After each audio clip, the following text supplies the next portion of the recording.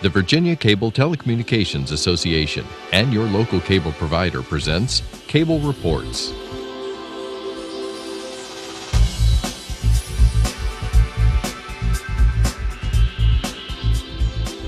Join us now as Cable Reports brings you up to date on current issues facing the Commonwealth through discussions with your local legislators and other policymakers from across Virginia. From the General Assembly and the City of Richmond, I'm Woody Evans for Cable Reports, brought to you by the Virginia Cable Telecommunications Association and Chantel, connecting Virginians to their government. We're pleased to have Senator Ralph Smith with us today. Good to see you, sir. Woody, it's good to be back with you. It's here we just passed the crossover time where we've sent all the Senate bills that passed muster. We've sent them over to the House, and we're beginning to receive the House bills, and sometimes conforming to companion Senate bills, sometimes killing them, but usually a little tweak and sending them on to next stop for the governor. Well, some people suggest that now your work really begins because obviously there are more members of the House of Delegates who put in bills than there are members of the Senate. So I assume you guys are getting a lot of bills. Yeah, yes, a lot of bills. I think the flow is smoother. I've only met two committees since crossover, and it's I think we're in sync maybe more than recent years. Mm-hmm. Is the bills that are making their way through the House are, a majority of times, very close and good companion to Senate bills we've already passed. Now you have about 200,000 constituents, I believe. You've got Franklin County and a number of surrounding counties, but talk to us a little bit about Franklin County. We were talking earlier about Smith Mountain Lake and how beautiful that area is. Well, certainly all of Franklin County is beautiful. I represent about 3/4 of it geographically, and population-wise, it's something a little over half of it. But I represent all of the lake area of Franklin County. It goes on over to Ferrum, Callaway, a piece of Rocky Mount, Olive Boone's Mill, and anyway, north of Rocky Mount. So many at the lake are those that have now, maybe they're going on a second generation, but many people are moving from other states to come and live at Smith Mountain Lake in Franklin County. And the other part is much like much of Southwest Virginia. Many have been there for generations, and some cases, many cases, centuries. Now, what's the unemployment rate in your district? Well, it is, I think you'd have to say Franklin County. I have 8 counties, so if you go to quiz me on each one of them, I'm not going to be able to tell you exactly. I think Franklin is just a little bit higher than state average, and the result of that is the challenges of furniture and textile over the years. So that's disappeared, I take it? Most of it has. There's some large and mid-size structures available for starting businesses, and I think as industry is somewhat coming back on shore, which had left to China and other countries. There's technology is allowing us, and markets have allowed us to come back, and I want everybody in sight or sound to be aware that there are structures available where they could move in and be doing business in a couple of weeks. Now, to what extent did the North American Free Trade Agreement have on those industries? Well, positive on some, negative on others, but all in all, it's dependent on where you were setting. I think trucking benefited by it, and quite possibly furniture and textile, especially furniture, probably did not come out as well. Now, there's another interesting historical site around Smith Mountain Lake that we were talking about earlier, I believe, the birthplace. You're talking about of birthplace of Booker T. Washington. Yes, exactly. It's quite scenic place. Invite everybody to go there. It's probably about 8 miles from the main part of the lake. It's on a main road traveling from Rocky Mount over to the main body of the lake, and it's a worthwhile stop. Now, What are some of the major state roads or highways throughout your district? Well, 220 goes north and south from North Carolina on north into West Virginia. The 40 is a more secondary state road that runs from Pennsylvania County on over to west throughout the county of Franklin. They're the two most familiar. Of course, 460 on the Bedford County side of the lake is close proximity, and Route 122 is the one that carries many people from the Bedford side, Lynchburg, that area, and some, depending on what side of Roanoke you live, you would travel to parts of the lake, Franklin County Lake. You would travel 460, 122. I see. If you live in Franklin County, you would come on the other end. Is there still talk about I-73 coming through there? I-73, we're just getting in the planning stages. I think it would be years off. If we had a couple of spare $1 billion, we would probably go to work on that right away. It is in our future because it's only the money to start looking at the idea of further enhancing our plans. We have a compact, with adjoining states, South Carolina, North Carolina, and West Virginia, on ways to bring that about. But it's going to take federal dollars, and a lot of them, to complete that. I understand $6 or $8 billion to complete it from West Virginia to that destination, Myrtle Beach, South Carolina. Now, you were a very experienced businessman before you became mayor of the city of Roanoke. And I know you understand the needs of business. Talk to us about how the Commonwealth can encourage entrepreneurship and make it easier for businesses to stay here, to grow, and for the Commonwealth to attract more business. Well, one thing, we're always pushing back. There is feel-good bills coming through here. Some of them get through. Many are stopped in time. But someone has wronged, or there's been a single accident in the Commonwealth that has, you could say, the outcome. If this law were on the book, maybe that wouldn't have happened. So we enact these feel-good laws sometimes, and it pulls down, it shuts businesses. Others can't comply, and in some cases it causes more hazards by simply putting the burden. Somebody has to be cautious. They run out of money and they do something more hazardous. So it's a reasonableness of legislation. It's here. It's I see many agree that you come down here. Many come down with how many bills they can put in, but it's the most important thing we do is killing these really bad ideas. And every year there are quite a number of them. There's one we're just hearing. I just came from committee where soil scientists, and I'm in their crosshairs because they are trying to make it more complicated for a good, hardworking septic tank installer.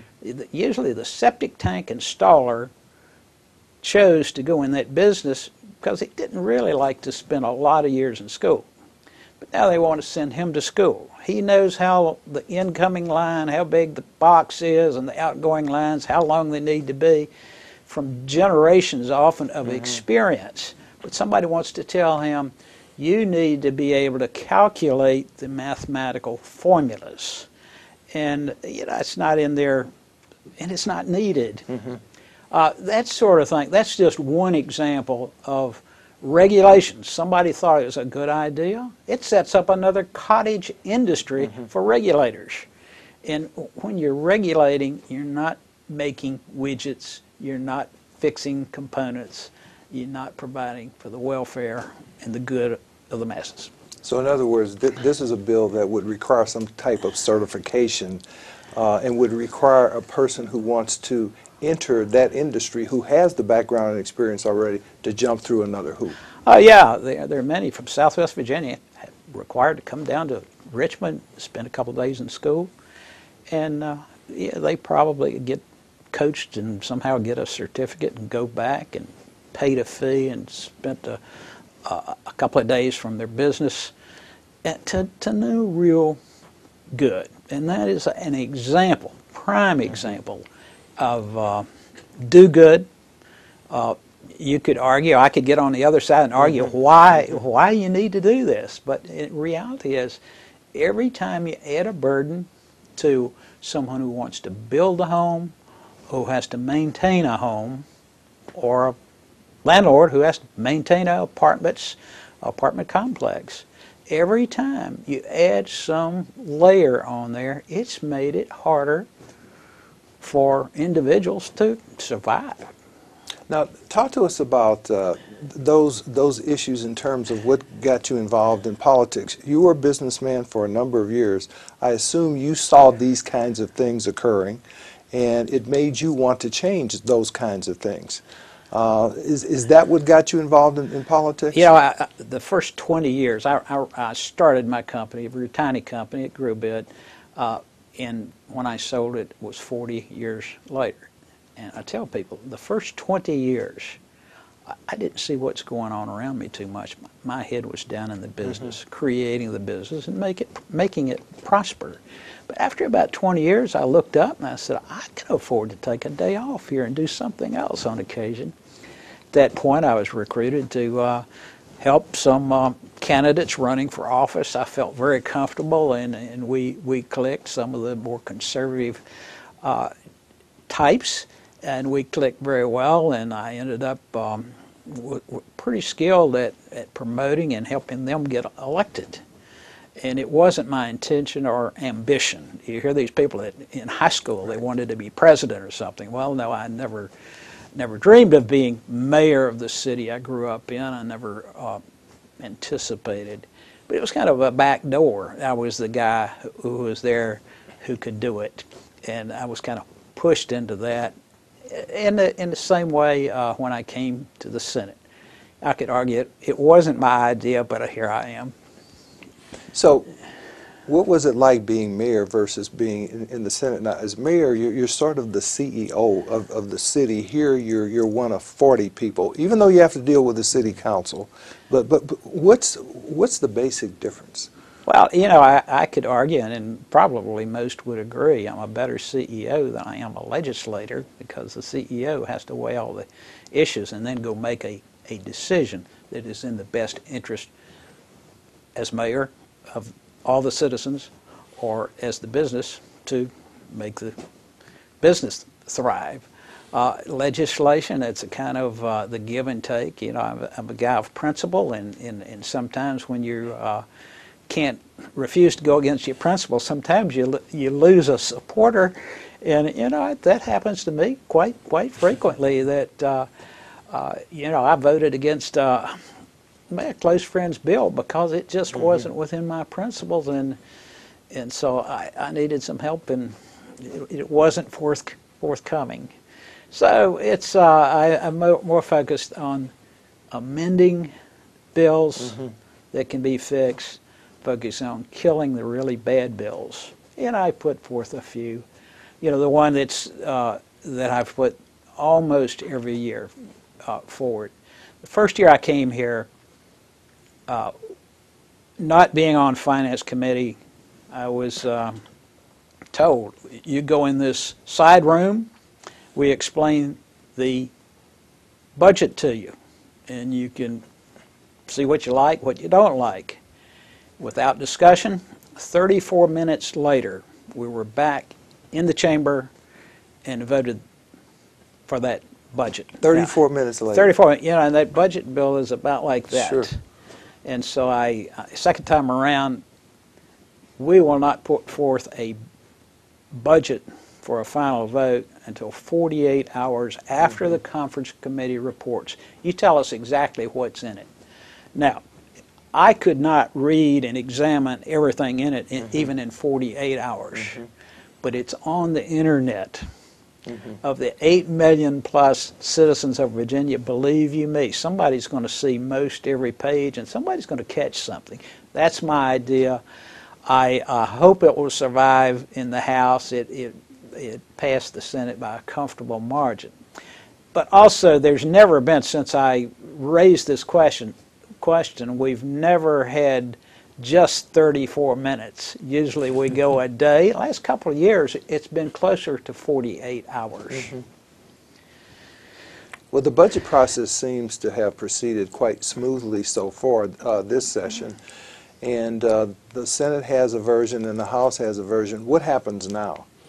Well, two things. The House and Senate has been more in sync than, this is my 8th session. We have been more in sync, and we've informed them of what we didn't think we would agree to, and they've shared with us. And we've worked to come together on a lot more things than ever in my 8 years. That's one thing. Last year, we had a new governor. The new governor was, the governor of Virginia has a lot of power and a lot of authority, and you can't blame him for trying to find what the limits. There are limits. Exactly. And that was a learning process for the governor. I think he's learned a lot in the year as to what realistically he can do. And maybe the House and Senate have learned to work with his personality. But both members select the group of members from the Senate and a group from the House have to sit down now and resolve whatever differences there is in the budget. Is that the way it works? That's correct. That's correct. And they will be budget Now, finance committee members. Okay. Talk to us about your committee assignments, because I know you are chair of a very important committee, and the experience that you brought here informs your work on that committee, and that's the local government I committee. chair the Senate Committee on Local Government. We deal with a lot of charters, as you know. With the Dillon rule in Virginia, that means that cities, municipalities cannot change their laws without first getting the check off, and most of that comes through my committee. And the most of it, sometimes you get two sides. Part of council wants to do it one way, and part of council wants to do it another. And there's a tug of war, and you've got to figure out what is the correct way. But the majority of the time is, if the local governing body has said, we want to make this change, it fits in with the scope of Virginia government, we grant those cases. So it's not it's the only, in my years of chairing local government, the only bills I've put in the drawer was one that I wrote myself and didn't intend. I've never killed anybody's bill by just leaving it in the drawer. In the past, some committee chairs have been accused of that. Well, clearly have done it. Yeah. Now, do localities then have to come before you, and counties, for example, if they want to raise taxes? They're limited. Now, they have a range. They can raise their real estate taxes. Most everybody has the freedom to do that. What's common is they want to charge more tobacco taxes, such as that, transient occupancy taxes. What about a meal tax? Do they have to come to you before that? They're all, and usually the argument is that's taxing somebody else that comes here. But right. You're really pricing yourself a penny at a time. You're pricing yourself out of the market, and do that. And you'll find the more successful states and regions and cities that are competitive and prospering all across the country are the ones that are not looking for that every penny that they can tax someone. And of course, the Commonwealth has a very low, relatively speaking, corporate income tax, does it not?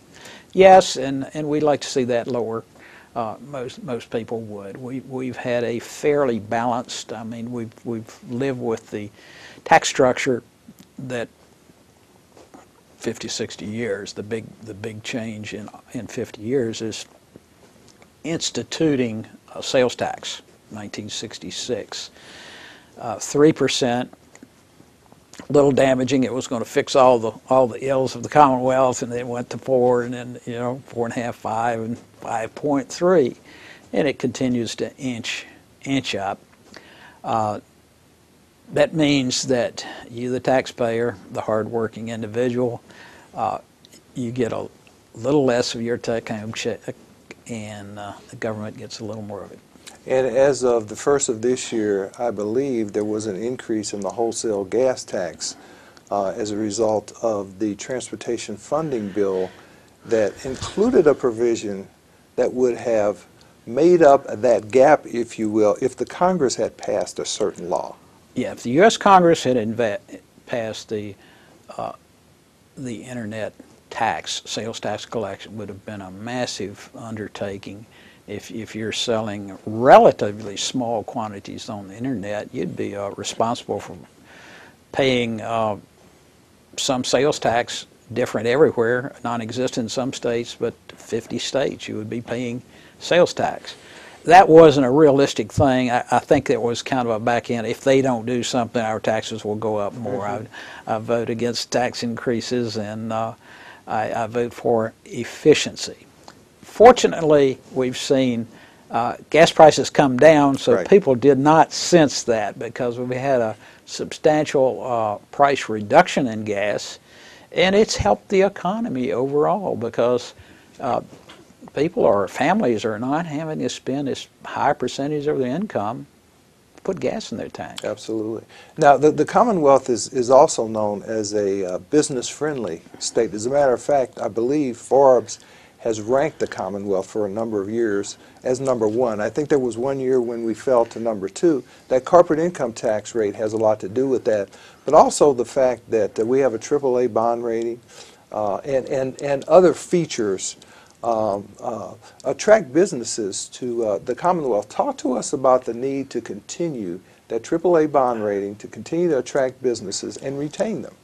Well, the way you keep that AAA bond rating is not borrowing too much money. We have reined that in too much. Here, a few years back, there was also the transportation bonding, big bond package went up, and it pushed us up against the limit there somewhat, but we've reined that in a bit. It's important to keep that bond rating, and that's what keeps actually many in the General Assembly from simply raising taxes more or borrowing more, is you got to have that bond rating. It's more things we can do to attract business.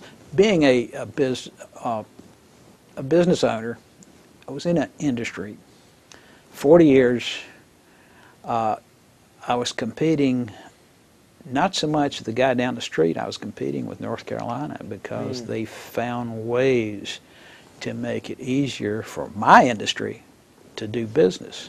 Now they've turned around and working harder on that. So we're competing with our neighbors, and we have to really be careful how we put that next regulation on it. There's some that's overblown. We're trying to. There are many who's trying to put coal out of business. People across the Commonwealth, if you're a coal miner, you know what that does to you, but people don't realize how our railroad system and everything else is so dependent. The ports all across the Commonwealth, coal is important to our economy, and there are those that just want to kill it.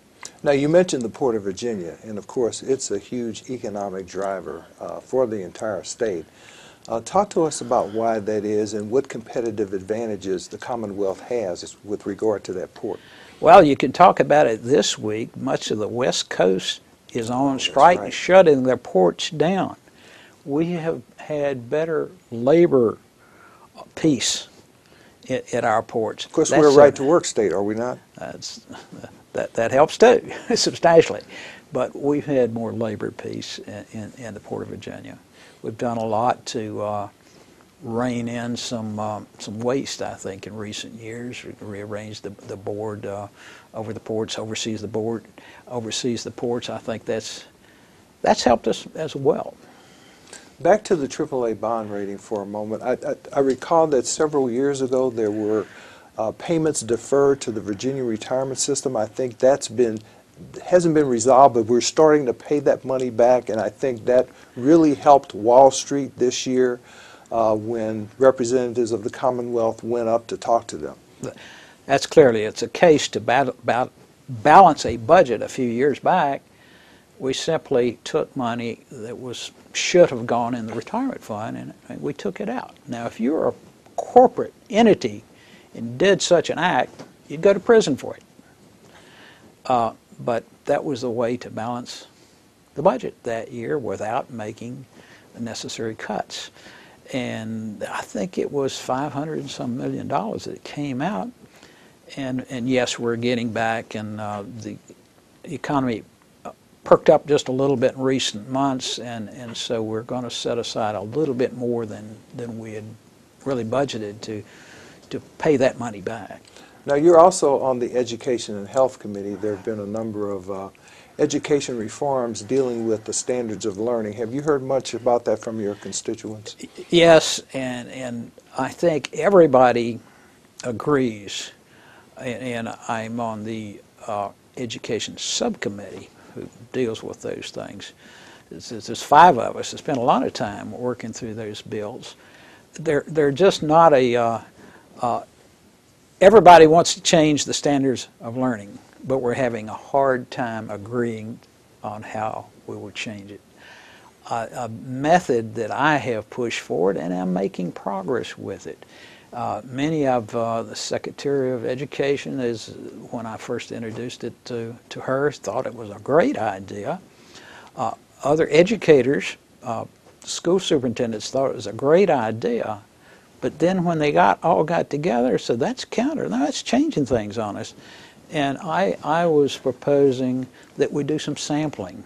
That it isn't necessary to have various 29 to 34 tests from 3rd grade through graduation in high school, that you would exempt them randomly to get a feel for how kids are learning, but you don't get a record of every one, because we're spending somewhere in the range of $80 to $100 million in the Commonwealth each year simply for testing. 80 to 100 million. 80 to 100 million. Now, big chunk of that goes to the people who prepare the test and set up Sure. that outside entity. So there's a big lobby that doesn't want to slow the testing down at all.